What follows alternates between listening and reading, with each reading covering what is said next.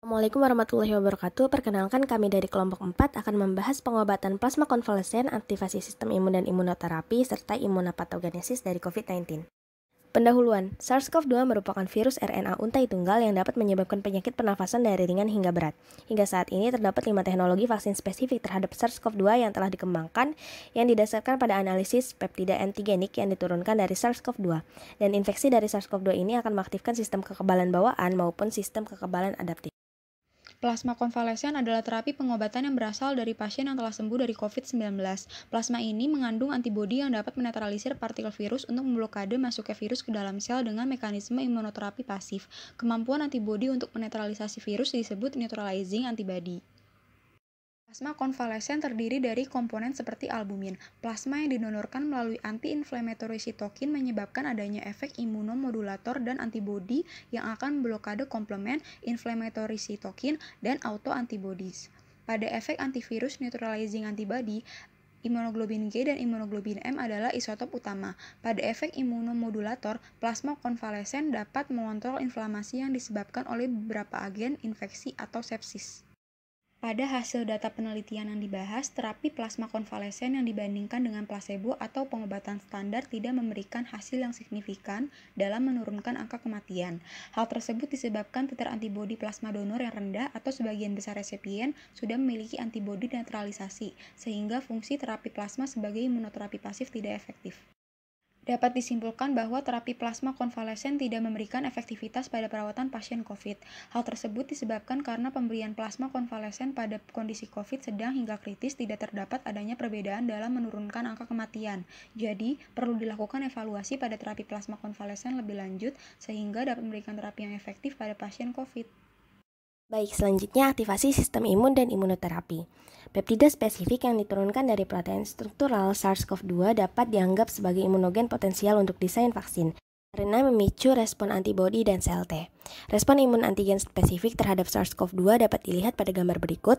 Jadi epitop yang diturunkan dari antigen serta CD4 plus T cell, CD8 plus T cell, dan epitop spesifik sel B merupakan imunogen yang secara signifikan memicu antibodi dan respons protektif sel T pada manusia. Berikut merupakan skema mediasi infeksi SARS-CoV-2 terhadap fungsi sistem kekebalan tubuh. Selama infeksi SARS-CoV-2, aktivasi sel T dan sel B menginduksi respon imun spesifik antigen yang penting untuk mengeliminasi virus dan melindungi inang dari infeksi yang mematikan. Infeksi SARS-CoV-2 merangsang penghindaran kekebalan dan menyebabkan sindrom pelepasan sitokin yang menginduksi peradangan dan imunopatologi paru dengan menginduksi sekresi lebih banyak produk proinflamasi. Secara keseluruhan, studi eksperimental sebelumnya menyelidiki SARS-CoV-2 memberikan informasi yang berguna untuk mengembangkan vaksin dan memperkuat kekebalan protektif. Pengembangan lebih lanjut yang diperlukan pada studi ini adalah penyaringan epitop lebih lanjut sesuai prinsip penyaringan konservatif sehingga menghasilkan epitop yang lebih akurat.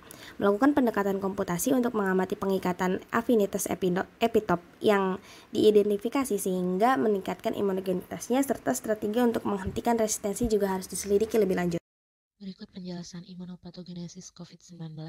Jadi saat terinfeksi maka sistem imun bawaan akan bekerja dan mengaktifasi sel-sel terkait seperti sel NK, makrofag, dan juga LPC.